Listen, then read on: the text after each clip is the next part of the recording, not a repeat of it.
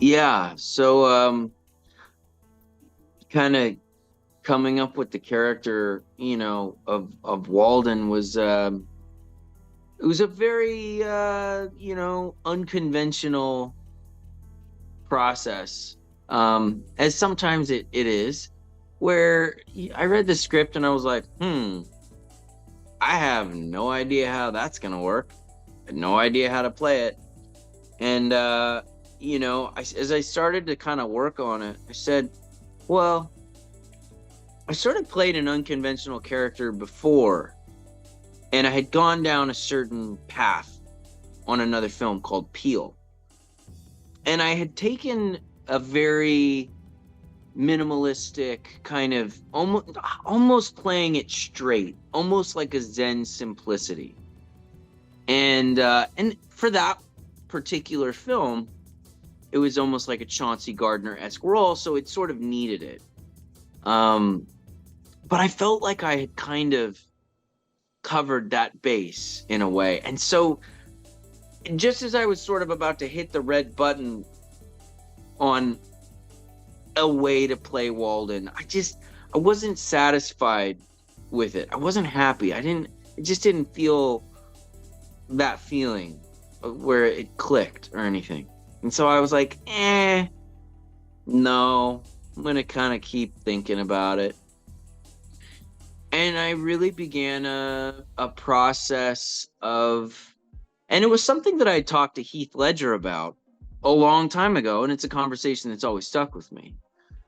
Where we talked about creating characters and how sometimes, you can almost look at acting like you're assembling a collage, or you're working on a painting or an art piece, and you're taking elements or things that you may already be familiar with, and you're sort of fusing them together into something new. And this was something where I really felt like, well, that's probably what this particular part calls for. And so I kind of started like I don't want to say it was like getting the divining rod until you find the X marks the spot, water or whatever, but it was sort of a bit of that. So it was like I sort of tried to like take sources of inspiration that I knew I liked. I knew I knew there was an exuberance to what Sean Penn did in Milk that I loved. The character is obviously nothing like Milk, but there was an exuberance that I really, really loved. And I had a front row seat because I was in Milk with Sean. And a boldness to the performance, just in terms of the craft. I knew that I loved Philip Seymour Hoffman in Capote. I knew that there was this really interesting voice he did, and a certain sense of humor.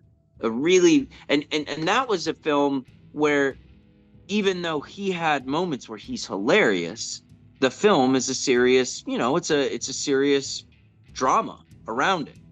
Um, and that was a big inspiration. And then there was a certain uptightness quality that Walden had that I found very funny. Um, and it was kind of like the over the top version of it would be almost like a Ned Flanders on The Simpsons, where he's a really good guy, but he's definitely wound kind of tight.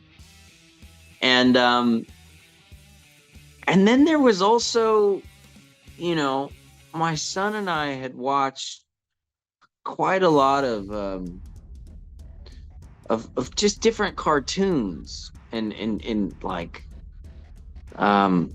SpongeBob SquarePants. And so like I had watched like a lot of SpongeBob SquarePants.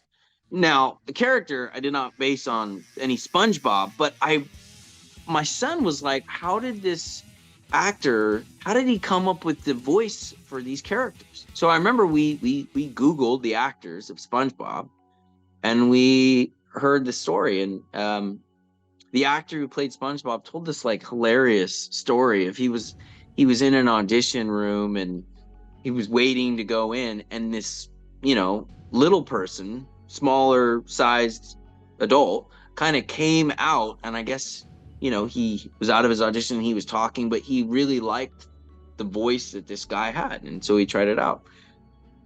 And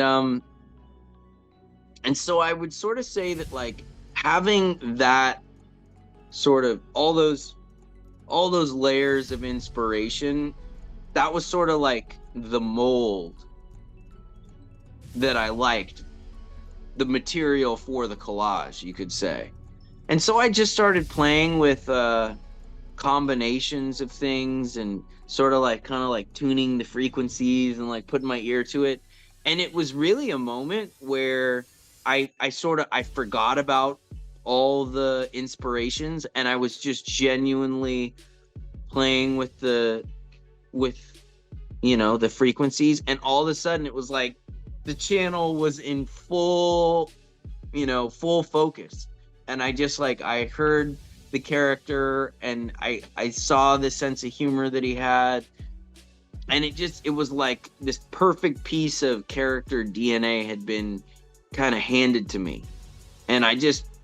And it wasn't even like, oh, I don't want to forget that. It was like I couldn't forget that once I had that. And it was like once I had sort of been given that kind of by the acting gods, or maybe the acting, demons, I don't know, depending if you like me in the movie. That was kind of like, that was it. And it seemed, I was like, this is the only way. Like, it was like a thing where I saw the script all of a sudden. I was like, that's the only way I can ever do this. Right. And once I had that, I knew, I was like, this is the guy. Like, this is him. Like, I don't even know, like, every moment made sense to me. It's like it all clicked. Yeah. And then I was like, well, I've been fortunate that I worked with a lot of really talented people in the past that are really bold, and so I just kind of went for it. But there was a moment, like when I kind of showed up, where I was like, oh, I hope that the crew and the other actors don't have a nervous breakdown here.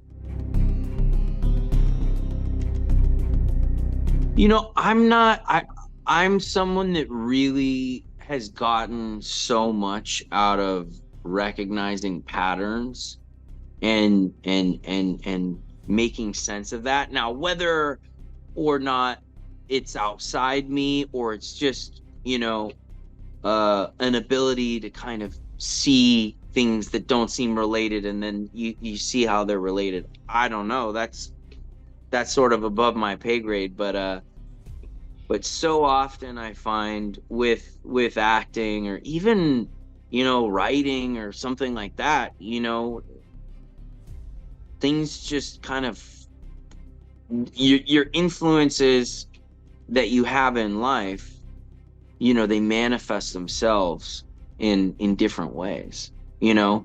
Watching SpongeBob with my son, and working and taking advice from Heath Ledger on Lords of Dogtown, years and years and years ago, or working with Sean Penn and Milk, all these types of things.